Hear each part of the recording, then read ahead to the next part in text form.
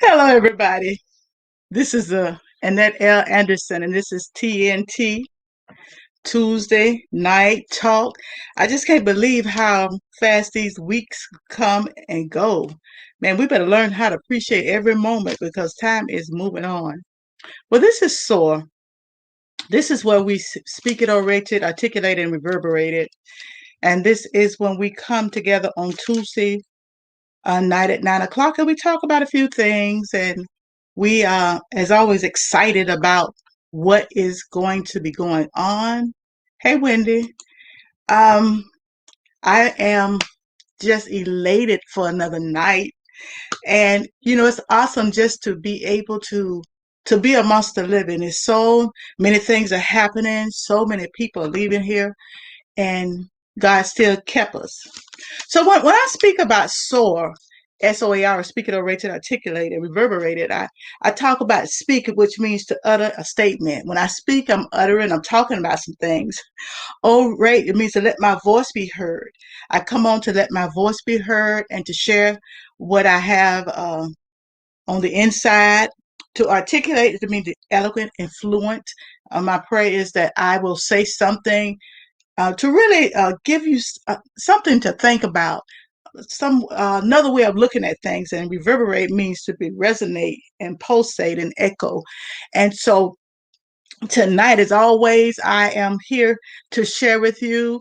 Um, I want to thank my sister last week. She came on with me, and it was awesome. The problem, as always, when you're trying to do something, there are times when uh, social media don't want to act right. So we had a little bit of technical difficulties, but it was not anything to stop us from what we've been called to do. And that's life. And whenever you've been called to do something, and you're trying to figure out how you're going to do it and trying to get everything in place and get everything lined up, and then something happens. That's called LIFE, life. And so when I began to look this week at what was going on in the news and what's been going on, even in my personal life and in the lives of so many others, we really don't know just how blessed we are and how fortunate we are to still have a chance to get it right. Just in case you're a little raggedy right now, you got a chance to get it right. Just in case things didn't quite go the way you wanted it to go this week, you still got a chance to get it right. A chance to really get in line and get to that position in that place. I am an advocate for helping people and pushing people into their destiny so often, and I talk about it so often that we don't walk in our destiny. We sometimes we don't even believe in ourselves. And I'm talking from experience, and that's why it's so important for me when I come on Tuesday. And hopefully if you don't see, people don't see it tonight, they'll go back and look at it. I try to motivate, I try to encourage, I try to push people, because it is so much work to be done. And what happens, y'all, life will get in our way to cause us to stop. We get frustrated, we get aggravated, we don't push. We'll do it a little while, and then it seems it's not working. Like, especially if you've been doing something for like 2, 3, 4 years, and like the more you do, the worse it gets. But I want to encourage you that you got to keep going, because things don't always pan out the way we want it. And really, I've learned in my 61 years that the thing that I thought I wanted so much, I look back years later like, whew, boy, I dodged a bullet. And so sometimes when things happen, it's not always the enemy. Sometimes it's God lining you up and getting you in place. And because what we may think we want is not what's good for us. And I had to learn that. And that was a difficult and very hard lesson, because it was so much I wanted to do. I had made all these plans when I was younger, what I was going to do. I'm going to do this, and I'm going to do that. I'm going to do this. And then life came, and I didn't do any of it. But later on in life, my idea changed, my goals changed, the way I view life changed, and so I changed. And it's okay to change, because sometimes it's not working. I've learned, even in my ministry, in my organizations over the years, I've had to take it and dust it off and revisit it and say, okay, what can I do different? What can I do here? What can I do there? And so I would just want to encourage you. Hey, Deborah, I just want to encourage you tonight that regardless of what it looks like, that you got to keep persevering. When they say amen, he has a plan. Yes, yes, ma'am. He has a plan. He has a plan. He has a plan for us.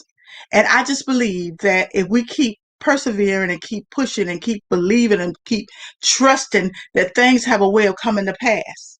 They do. And I did notice something, Wendy, that you've been doing a Now Faith. That Now Faith thing is a powerful thing. I've been thinking about that for all month. And I was trying to get away from it. I kind of sort of did get away from it a little bit. I've been thinking about Now Faith, and I've been thinking about how important it is, because if we don't have that kind of faith, we won't persevere. I mean, I know we have looked at people like, how did she make it? Or how did they do this? You know what it's called? Persevere. They kept going. They kept going in spite of what they saw. They kept going in spite of what other people said. They kept going. And that's one of the most difficult things. People gonna always talk about you. They're gonna always remember when. We all got a past. Some of our past maybe a little dirtier than somebody else's past. I don't know. But we all have a past. But the key is it's a past. We're passing through and we're walking into destiny. And so it's so important to know that when you've been called, you've just been called, and to learn how to walk in that anointing and walk in that ability, and begin to push and keep going. So many nights, especially Tuesday nights, I'd be like, okay, okay, I'm going to get on. I'm going to get on. I have those nights when I like, well, I don't know. I don't know if I'm going to get on tonight. And then something pushed me, say, hey, listen, if it's one person, if it's you and your sister, you and Deborah, whoever is on there, you get on there and you keep pushing and encouraging people. And when I encourage people, I in turn encourage myself, because we all get to that point, where we may be a little down and out, and don't know which way to go. We all get there. We all get there. And I put what Wendy Ford Butler said is, our ancestors had to, so why can't we? That's right. That's right. I was thinking recently, when my mom, she raised 8 of us. Now I have 3 kids, okay, and I just thought like I had the most children. I'm like, oh my gosh, how I'm gonna do this? How I'm gonna raise these kids? I want to make sure that I do the right thing. I want to make sure that I can just put the things that they need to know it, and be the kind of mama I need to be. And then I had to think about my mother. She raised 8 of us. I was, and I'm thinking, and even my mother-in-law, my husband's mother, she had 10 kids plus. I think I was talking to him one day, with her grandkids and stuff. She probably ended up raising about 15 or 16 children, and that's no lie. And she did it. And so if, like you said, if our ancestors did it, then we can too. We can do it. But we just have to know how to look at what we have, and take that what we have and build on it. So everything that I have, I had to start for a foundation. And so I built and I built and I believed and I believed. And so now I see things coming to pass. I have been asking God for, finances to try to get me in a position. So when I retire later in this year, because, I've been working for 37 years, actually longer than that. I've been working about 39 years. And so I've always worked. I've always had something. So I said, okay, now I'm trusting you to step away. I'm trusting you, God. And so God has a way of just doing the things that we need to be done. And I know it's difficult sometimes. And I know it don't like we're going to make it sometime. I know it seems like things is not coming together, but things just have a way of coming together. And so tonight, I wanted to share with you guys. I always say I'm not going to be on long. I don't think I am, but we shall see. We shall see. But I wanted to talk about seed. I want to talk about seed. I've been talking about faith, But I want to talk about seed, and also in this particular scripture, it also talks about faith. But I want to talk about how that seed is planted, even from children when we were raised by our parents, and when we grew up in a small town, so we had community people who had impact on our families. Deborah can attest to that. Wendy can attest to that. We had that impact. We had that seed. We had in church, with our grandparents, our neighbors. There were seeds that they imparted in us. And now, years later, I put in my book, I was talking about a particular a mother that imparted in me. And now, years later, I can see the fruits of her labor. And so I wanted to talk about seed. And it's so important, even with us, that we be a light in a dark world. The Bible said, I think it's in Matthew, let your light so shine before men so they'll see your good work and glorify the Father which is in heaven. See, there may be some people won't read about it, but they'll see your good works. And because of your good works and the things they see you do, then you in turn, according to the scripture, you can draw them to Christ. And so we have to be a light. And the Bible going to talk about a light, that we can't take our light and hide it under the bushel. We have to make sure our light is shining so people can see. And one thing I know about a light, if you take in a room, if you go in a room and you take a match and you strike it, and it'll be a dim light, but it's still a light. And so with that light, you can be guided out of the darkness. And so that's what our responsibility is, to be a light in this world, because somebody needs to know that there's a savior. Somebody needs to know that you can make it. Somebody needs to know you can persevere, you can overcome, you can do it, because we have been sit here as examples. A lot of people won't read the Bible, but they may read your life. They may see how you made it, through some things, how the way you used to be, you're not that way anymore. And people can look at you and say, my goodness, I remember her. Now, some people say that in a negative sense, like, child, I remember her. But then the other people say, you know what, I remember her. And I see how God has changed her life and made her a light for somebody to see. And so it's so important. Even in one of the things that I want to do later in the year, I want to go back to my hometown. I talk about it all the time, and I want to impart in a lot of those young ladies, because I know, growing up there, of course I know things change, but it's still a small city. It's a small town. It really is. And so I want to go back and impart and some of the things that I've gone through. One thing I will say, and then I'm going to tell you where I'm coming from. One thing that I've learned, that the stuff that I went through, uh, it really is to be an example. So what I went through, maybe the next young lady won't have to go through. Maybe the next person won't have to go through, because I've been through it. And so I can tell somebody, certain things about how you overcome in certain areas. Now, I don't know everything, but I sure know a lot. And I want to take what I've learned and build on it, and take what I've learned and to give it to somebody else, and to inspire and to push. I want to see people walk in their greatness. I want to see people walk in their abilities. There are so many people that's so gifted. It's ridiculous. My daughter Yolanda is so gifted. I tell her all the time. Whenever I write something, I say, okay, Yolanda, pull out the red pen, and tell me what I've done wrong. And so, there's so many people, uh, that just need that nudge, just need that push, just need that encouragement. And I just want y'all to know that I love you. Everybody that come on it, I do love you, because I see greatness in people. I can see stuff in people that they don't even see them in themselves, because we already limit ourselves a lot of times. And there's so many things, even some of you guys that's on here now. There's so many things that you want to do. There's so many things that you've been called to do. There's so many things that's in your heart. There's some things you haven't even shared with anybody, because number one, we don't want to be laughed at. We don't want to be ridiculed. But if you really truly believe it, and there are things that's obtainable. It's obtainable. I know what I'm talking about, because I some things that I wanted to do, I never thought I would do. I wrote a book, I do this, I do that, I do quite a few things, and I never thought I would do it, because I always thought, because I'm the oldest of eight, and I always thought that I was the oldest and the failure in in the bunch. And that's how I viewed myself. But over the years, of course, I've overcome that. But those are the things that I had to really deal with. I had to deal with my self-esteem. I had to deal with how other people view, how I perceive other people viewed me, my perception of how they saw me. But then I had to learn that how other people view me has nothing to do really with what I've been called to do. I got to make sure that God sees me the way I need to be seen. Of course, I want to be a role model. I want to share some things. Because I've been through some stuff, and I was thinking about it one day, and I was just going through the stuff I went through. I said, "Oh my, I went through that. I did." I said, God, look at you, how I overcame.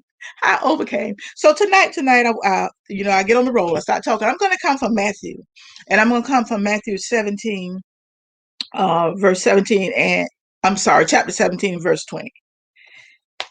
And hopefully next week I'm going to be able to put the scripture on here so you guys can follow along with me. And that's Matthew 17, verse 20. And Jesus said unto them, because of your unbelief, for verily I say unto you, if you have faith as a grain of a mustard seed, you shall say unto this mountain, remove hence to yonder place, and it shall remove, and nothing shall be impossible unto you. When I first started reading this, he started talking about because of your unbelief. And then he went on later to talk about faith. And he began to talk about unbelief. That word unbelief actually translated, it means little faith. Little faith. That you got some faith, but it's a little bit. You believe, but you don't know. One minute you believe, one minute you don't. One minute you think that God's going to do it, the next minute you don't. You're struggling trying to figure out exactly what you're going to do. One minute you're up, the next minute you're down. One minute you're crying, the next minute you're laughing. So you're dealing with that little. It's called little faith. Actually, the word in Greek, I love to pull out my little Greek words. The word for little faith is oligopista. Oh, I said, oh my gosh, I love that. It's oligopista. Oligos means little in number, a quality, and pistos means faith. So in other words, you have faith, but it's little in number or quality. You're struggling with believing that you've been called to do some things. You're struggling believing that God put his hand on you. You're struggling to believe that you can be used. Yeah, you can be used. Yes, you. You're struggling to believe that God chose you. I don't know why we always do that, because I was so guilty. I said, God, me? You want to use me? Well, I'm so shocked. Why you, why you want to use me? But that's that little faith. That's what Jesus is talking about, because of your unbelief. He's not saying you don't believe, but you have very little belief. You're struggling. You're looking at yourself, which I've done back in my past, and I began to tell God everything I wasn't. And then God had to remind me who I was. So I told him all the things that I couldn't do, all the areas I fell short in, all the places that I've gone, all the things that I've done, all the things and who I've done it with. And I began to tell him all those things.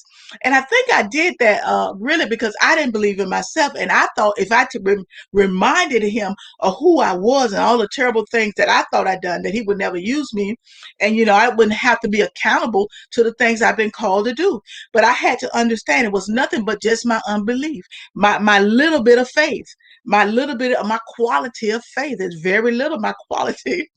Now, like I said, sometimes I believe that God can do anything but fail. He did it, and he's the same God today, yesterday, and forevermore. Begin to quote the scriptures and walk in the scriptures and believe the scriptures. Remember and, get it on the inside so I can regurgitate it. But then the next day I'm like, oh God, I don't know if you're going to be able to do this. Yes, he can. And so that's what he's telling them. I can do it. I am God. And so I want to encourage you today. I want to take a pen and stick a pin in that for a minute. And I want to encourage you to let you know that you can do it, whatever it is. And you're never listen, you're not too old. I thought I really was. I thought, I thought I was pretty much past my prime. I thought, okay, I said, all my good years I spent doing all kinds of things and living all kind of ways. That's what I thought. But then I had to understand that he had me just where I need to be. just where he can use me, just where he can anoint me even the more. And then when I began to even look and go further with this little faith thing, it describes someone dull to the hearing of the Lord's voice. You hear, but you're dull. You hear, but you don't hear. You hear, but it's not penetrating your heart. You know, you're trusting just a little bit. You're trusting him just a little bit. God, I know you did it yesterday. God, I know you did it today. But this thing here, God, is heavy. I don't know if you can do this today. I don't know if you can fix this today. I don't know if you can heal today. But God said I can still do it. And the Bible going to say, it says, because of your faith, because of your unbelief, for verily I say unto you. And when I looked at that word verily, sometimes when you study the word, begin to do word search, because a lot of times it don't always mean what you think it means. When I did my research on verily, it means amen, so be it, truth. It means truly, so be it. He said, okay, so be it. Verily, verily, but so be it. I say unto you, this is the way it is. That's what he's telling. He said, verily, I say unto you, this is the way it is.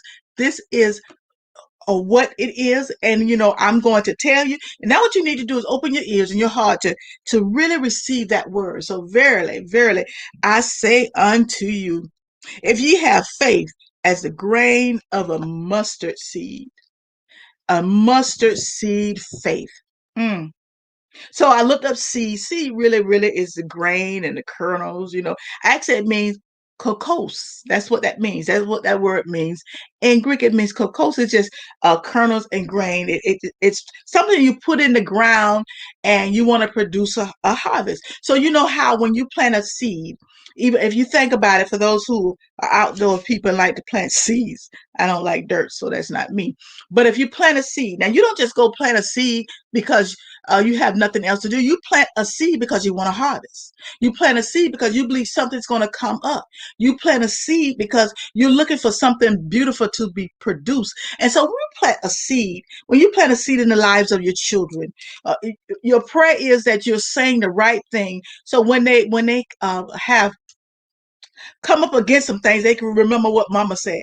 And even now, years later, I find myself saying the stuff mama said. I find myself saying the same thing she said. I remember mom used to say all the time, I'm so broke I can't buy a cripple crab a crutch. And I remember one day when I say I was broke and busted, I had nothing. And I remember saying that. And it came back to me. It made sense to me because those words didn't mean that much back then. But mom knew it was going to come a time in my life that I was going to be going through some of the things that she's gone through. And so, so those words and so many other things that I find myself saying what my mom said, because she planted those seeds in our lives. She wanted us to do better than what she did. She always wanted us to persevere and to go to the next level. She wanted us to grow up and be men and women of God. She poured into us. And now, of course, when I was growing up, I didn't understand. I just thought she just didn't like me and just wanted to be me. But no, she was trying to get me ready for such a time as this, to get me ready for where I was going. And even now, if you look at my sister, she's pastoring. My mom was so proud of her. She was so proud of my brothers and sisters. My other brothers at least, they didn't always do the right things all the time. But she was proud because she raised them, and because of what she put inside of them, you could see even in their wrongness, even in my wrongness, and even in my sister wrong, we still could see the seeds that she planted. And so it's so important when you plant those seeds in the lives of your children. And when I saw this thing about mustard seed, it blessed me so much. But before I go there, let me share this with you. I saw this on Facebook today, and Minister Shante Ote, it put this on Facebook, and I want to read it. She said, "You can't expect a new season and refuse to be planted. Your seed have never met dirt." So, in other words, what she was saying, you expecting a new season, baby. There's in new season, there's some planting needs to be done. And you do know when a plant is a plant, when a seed is planted in the ground, it's under dirt. And so you do understand why it's under dirt. A lot of times you got to put manure. So sometimes you got to have some stuff on you that stinks sometimes. But in order to produce, even though they had to put manure in the dirt, it produced a crop. it produces something powerful. So when we look at the mustard seed, and we like to talk about it, the faith the size of a mustard seed. But what he's really saying here, and I love this text so much, he said that your seed can start, your faith can start small, because a mustard seed is very small, but that don't mean it's going to stay that way. Because what happens with a seed, like I said earlier, you plant a seed, and when you plant a seed, you are going to have a harvest. So when you plant that seed, that mustard seed of faith, it starts off small. Maybe you can barely believe that God can do it, but after a while, it begins to grow and grow. Even the seeds in my life and my in my ministries and some other things that I've been called to do, but because I planted that seed, I now can see the fruit of my labor. And so when you look at the mustard seed grows to be actually a tree, y'all. And the trees can grow 10 feet tall or even greater. So now you started out with this small thing. Think about that vision that you have.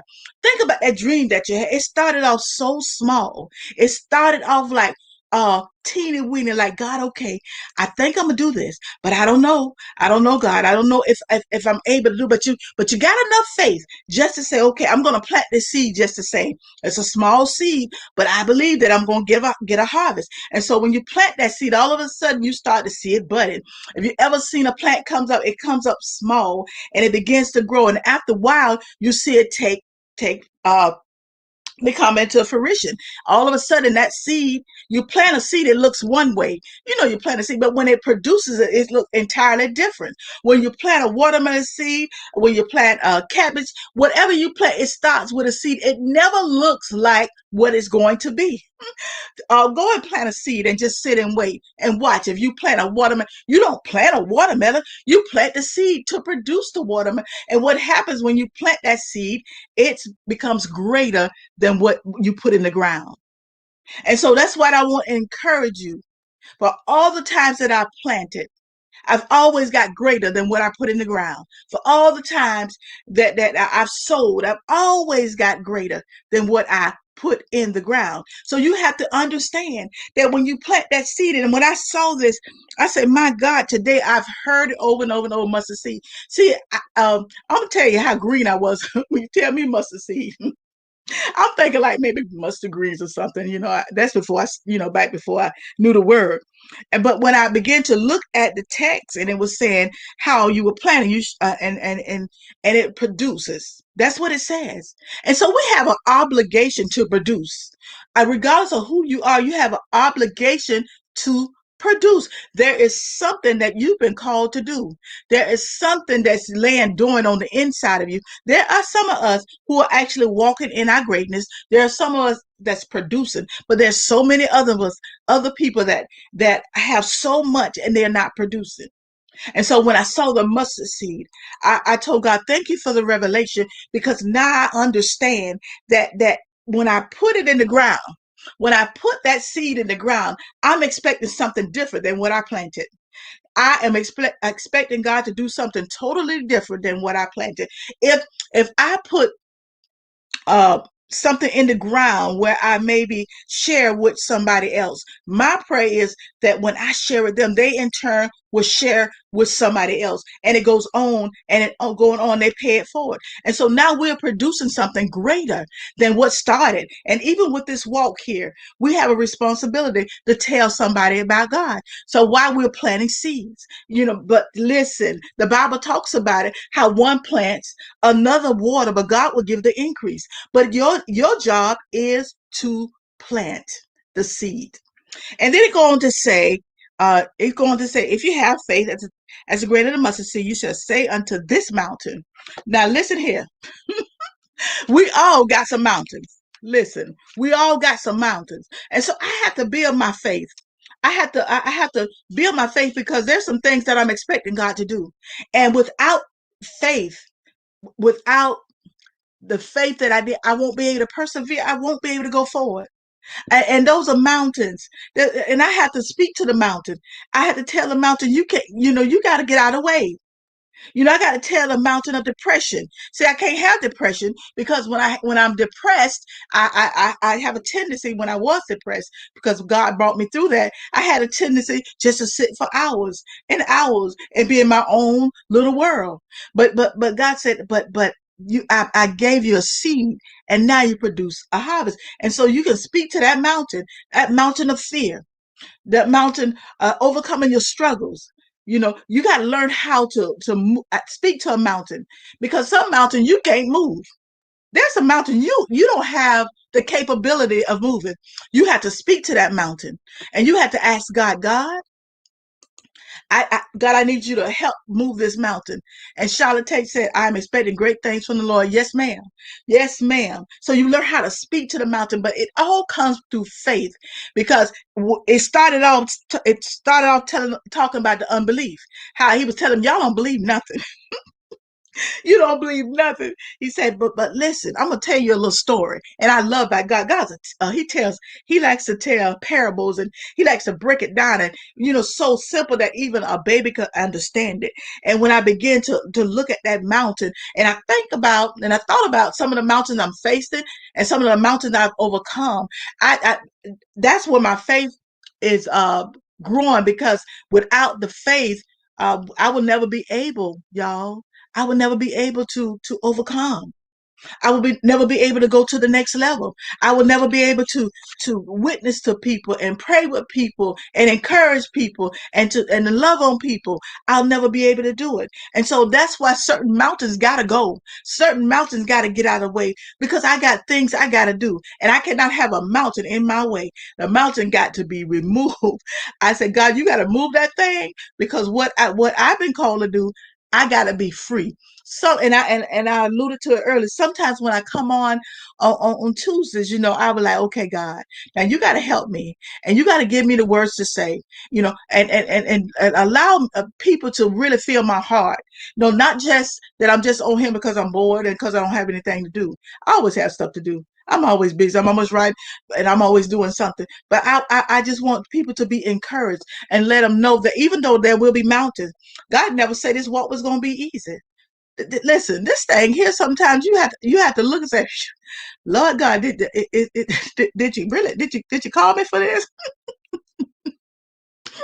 And I laugh now because what I've come through, it's been a journey. It's been a journey, but you know one thing about a journey? A journey says you're going somewhere. A journey don't mean you're just gonna stop. So it's been a journey because I had to go through to go somewhere. And so my journey have taken me to a place that I never thought I would go to. My journey have gotten me to the place where I could talk before people. I never wanted to talk before people. I was always scared. I said, "Oh my gosh," that fear was like consuming. It was consuming, and so I had to again have that faith. Now it don't bother me. I could talk to masses. Wouldn't bother me, but it had to get there. I didn't wake up one day with that. So the mustard seed, one thing about a mustard seed, even in our lives, you got to be willing to start small. Whatever you've been called to do, let's look at this thing with the mustard seed. You got to be willing to start small. Everything starts somewhere. I know we want to do great things. We want to start on social media, and we want thousands and thousands of people to be on. No, baby, sometimes you just got to start small. You got to start somewhere. You got to start somewhere, and you got to and let God do what He needs to do. But then you got to focus on your goal, not where you got to focus on when you on your goal. Yeah, it's okay to see where you've been, because uh, uh, I know people say you shouldn't go think about where you've been. No, I think about where I've been. You know why? Because it makes me appreciate where I'm going and where I am. Because I understand that what I've been through was what the catalyst that drove me to where I am now. So you got to do that, and the size can make what I have a little note here. The size can make the impossible possible. So even though you start small, the size don't always necessarily matter, because the size can make the impossible possible. So the thing that was impossible for me, because of my faith, that started off very small. And when I say my faith was small, my faith was small, but what it done, it made it impossible. It made the thing that I didn't never think I would be able to overcome and go through. It made it possible. Charlotte said, see. I know he didn't see me from the world to. Oh, I know he didn't send me from save me from the world to just sit on the bench in church. You have to let people know what God can and will deliver you from. And that's right. That is so true. And you know what? That's why he allowed different people to go through different things. And because what I went through may have killed somebody else. Somebody else may have not been able to walk through the things I walked through, or walk through the things Charlotte walked through, or walk through things other people walked through. But God allowed that, and He allowed for people to see. Because sometimes some things you can hide and some things you can't. And there's some people who have seen some of our struggles, and they've seen some of our disappointments, and they've seen some of the things that we've done. But then those same people say, man, especially my children, especially my children, because they know the real deal. See, you making fool me, and you making fool social media, but what people closer to you, those people you cannot fool. And so God have allowed me to get to a place where they respect me. Even my brothers and my sisters can attest to this. My brothers, if they around and they start cursing, they would say, "Oh, I'm sorry, sis, I'm sorry." But you know what? Because they see my life, and those seeds that were long ago, and so I'm so appreciative of some of the people from my hometown. I'm so appreciative of the way I grew up. The way I grew up in a close knitted community where people looked out for people, and people would go tell your mama on you. They'll go tell your mama. And some of them back in the day, they had permission to get on you if you weren't acting right.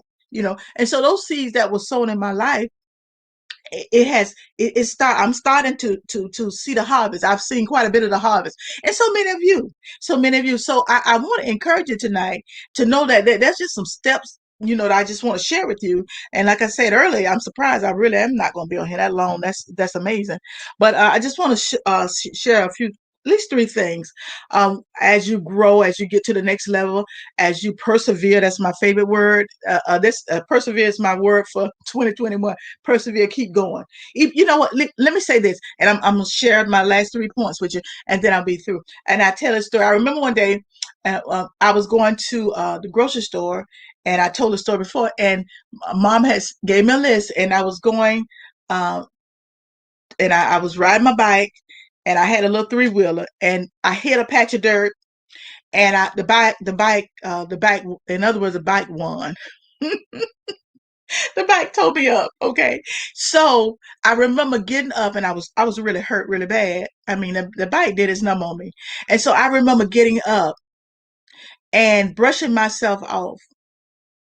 All I knew was I was going to the grocery store. All I knew was that mom sent me to the grocery store, and there were some things that I needed to get. And regardless of what condition I was in, I had to go to the store. So I went to the store, hobbled to the store, and I was bleeding, no lie, scraped. I still have the scars right now, scraped up. But I went to the store, and I got everything that she asked me to get. And I came back home, and I told her I had failed. In fact, I had to push my bike home because I was in so much pain. So, and I came home, and I told her, and of course, she put, bandaged me up and all that. But my point of the story is, sometimes in life, that even when you fall, and even when you struggle, and you get knocked down, and you get scraped up, and you have to learn how to get up, brush yourself off, even when it hurts, and keep going.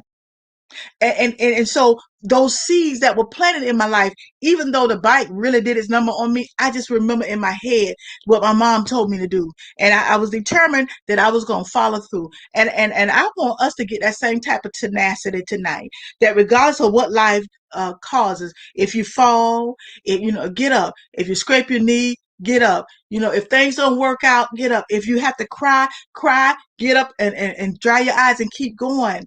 And because that seed is on the inside of you, and that seed is trying to grow. But there's some things that you have to do too. I mean, you're not just going to produce because you planted a seed. It takes a little more than that. You know, when you plant a seed, I can't plant a seed out there and never put water on it, never see about it. You never put the fertilizer. I'm not going to have a harvest. So there's some responsibilities that we have. And then when I was dealing with the seed tonight, I was thinking about the seed. Well, you know, you have to learn how to grow. Grow means to develop ourselves. You got to hone your skills, whatever your skills are. You got to grow. You got to grow how you think, how your character needs to change, your values, your views, your mindset. So when you're getting ready to go to the next level, some of the things you've went through, some of the things that you used to do, you just can't. I'm sorry, y'all, some of the things we just can't do no more. We just can't, because we're trying to get somewhere. I'm not saying you're going to totally change who you are. No, but what I'm saying is that you need to develop your character, because my character was jacked up. Anything came up, came out. I said what I said, I meant what I said, and I was through with it. I used language I would not dare even write now. You know, so I had to change some things about me, you know, and my values. How did I value life? What it was what how did was Jesus in my life anywhere?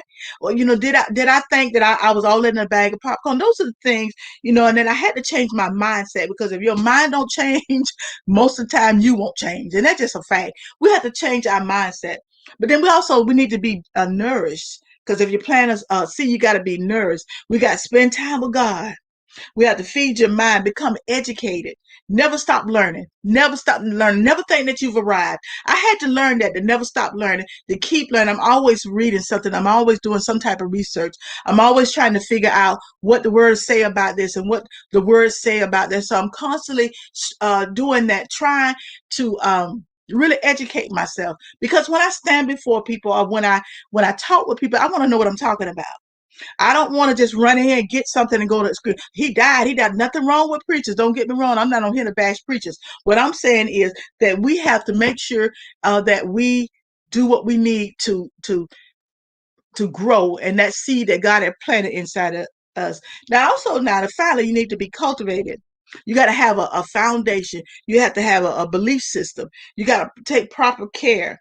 Practice what you preach. Practice what you learn. You got to be rooted and grounded in what you believe. So if you have an organization, or you have a ministry, or whatever you've been called to do, you got to be rooted and grounded in that. And you got to be able to cultivate, because you got to be able to tell, if I come to your store, if you have a store, and you can't tell me what you're selling, well, I may not want to buy that. You know, so you got to be rooted and get grounded and cultivated in what you've been called to do. If you've been called to be a witness, then be a witness. Have that thing on the inside of you. You can tell people what they need to know. That's why certain people a lot of times attract certain people, because people can relate to you. Now, in certain places they may not relate to me, or they may relate to Charlotte. Certain places they may not relate to Charlotte. They may relate to Wendy, but you got to be cultivated, because you have a seed, and that seed is on the inside. And every day, just understand to develop, be nourished, and be cultivated, and make sure that you get to a place in your life that you'll be able to share with somebody else, because there's something about a seed, and we all have a seed, and even when that seed grows, then there's another seed, because God has put so much on the inside of us, you know, and whether you're saved or unsaved, there's still work to do, because listen, we didn't wake up one day saved. And gifts are given without repentance. So you still got to give. It's just how you use it, or if you tapped into that gift. And so that's why I wanted tonight to share with you the seed, and the seed of faith, and how important it is that we learn how to really walk in what we've been called to do. Just know, when you plant a seed, seed is in the ground, and seed, let me say this, when you plant a seed, it's a dark place. You think about a seed when it goes in the ground. There's nobody else in the ground but the seed. There's nothing else in the ground but a seed. It's a dark place. And sometimes in life, there's a dark place. But I promise you, if you keep watering that seed, and you keep cultivating that seed, and you keep nourishing that seed, and you do the things that you need to do with that seed, it's going to produce a harvest. Because think about it. If we think about our mothers, think about it. When I saw Charlotte, I thought about her mom and how she used to be. I used to love. Oh my God, I used to love that lady. And she would be at the store selling pies, and people. But not only was she selling pies, actually that was just a draw. She really was telling people about the Lord, you know. But that was her ministry. That was, and I remember her, like that was yesterday. And so we all have a job to do, and nobody, and never think that your what God have called you to do is small. Like you're not in the pulpit. Well, listen, I'm gonna tell you something about that. Some people in the pulpit don't need to be in the pulpit. We need to figure out where we are, what we've been called to do, and work on us and do understand that you are important and what you I don't care how minute you may think your calling is. Somebody needs what you have. I've learned that lesson. That thing that's on the inside of you, that thing that you carry, that seed, somebody needs that. Somebody needs to be encouraged. Because think about it. Let's use pastors. The pastors can't reach everybody. So we have a responsibility to tell somebody about God, and then, and draw them. And the Bible says very clear, with love and kindness have I drawn them. So we have to love on people, and we have to encourage people, and we need to tell people about a seed. Let them know they got a seed. They got a seed. We all have a seed, but it's up to us how we cultivate it. And so that's what I wanted to share with you tonight. That was from Matthew 17 and 20, 17 and 20. I want to see here. Oh, when they put we fall down, but we get up. Thank you, Lord. Yes, ma'am. Yes, ma'am. Yes, we do. Girl, let's not even talk about that, okay? Falling down. Girl, I've scraped all up for days. Mm-mm-mm. And then Deborah said, one planet, one water, and God gives the increase. That's right. That is right. So that's why it's so important that we do the planting. And then also it's important that we cultivate the seed that God put on the inside of us. Because we will never walk in our fullness. We will never walk in the greatness that He's called us to walk in. Because I know I've heard so many people say how the cemetery is a place where dreams have died and visions have died and all of that. I've heard that preached. Well, my thing is this. I'm praying that when God take me and when my this side of heaven is over, that I have exhausted everything He's called me to do. That I walk and try to be who He's called me to be. Now, not every day is not gonna be Sunday. There's some days I may not always do right. There may be some days I forget to water my seed. But through it all, I trust God. I trust Him through it all. I'm gonna keep persevering, keep going, keep believing, keep trusting, and it. And things will work out. Things will work out. So that I think I'm almost finished here tonight. I have been so. I've just been excited about the seed. I'm excited to see. And for all last month, I did Now Faith. I came from Hebrews chapter 11 and 1. Now faith is substance of things, hope for evidence of things not seen. So I did all that all last month actually. So I think this month I'm gonna talk about the seed. I don't know I'm gonna talk about the seed the whole time, but I'm gonna be talking about the seed and also. Let me say this: when I'm talking about seed, and when I look in the world, man, man, some of the stuff. So we got to make sure that our seed is watered, and then we're able to produce, and we'll make a difference. Because the world is the world, and we have a responsibility, to at least be a light. You can't change everybody, but you can start somewhere. And it's not our job to change. Let me straighten that out. But it's our job to share what we have and give it to other people. So that would be it for me tonight. I am so thankful for everybody who came on tonight. I'm not on but I'm on Facebook. But this other site. I've been trying to make sure I see everybody on here because I really want to thank everybody. But sometimes I can't see everybody, and that's so annoying to me because I would like to really see everybody. But let me see, can I see you guys? Because I really want to thank everybody because you didn't have to come tonight. You didn't have to share, but you did. So thank you so much. Thank you so much. Charlotte, I see you, and Wendy, for Butler, Deborah Watson, and maybe some other people. But with this particular site, I can only see people who make comments. I know other people on, but it won't allow you, to see them. And that's called technology. Child. You can, it's sometimes it's kind of funny. It's funny to me, But yeah, I was hoping I was trying to pull it up, but I don't see it. But anyway, so I want to thank you so much tonight. It's been a joy as always to come before you, and I thank you because that you would take the time to share with me and take the time, because it's 9:51. So but if you like me, I'm up anyway. But um, I'm so thankful, and it's just amazing how God will move and how He would touch people and heal. And so I am so happy about that. And again, I want to read this quote from Minister Shante Ote, and then I'm getting ready to close out. I really love that. I like I said, I saw it earlier. You can't expect a new season and refuse to be planted. Your seed have never met dirt. So if you're looking for a new season in your life, you can get ready to be planted. You can just get ready.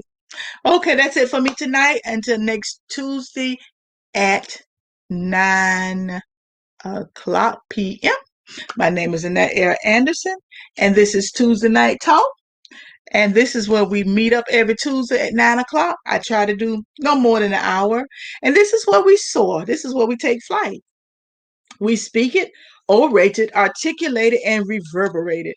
We speak it, we utter a statement, a comment, we talk about it, we orate it, we let our voice be heard, we articulate it, we were eloquent and fluent, and we reverberate it, we resonate and pulsate and echo. So again, the name is Annette L. Anderson, and that is me, myself, and I. So thank you so much, and until next Tuesday at 9 o'clock. Bye, everybody.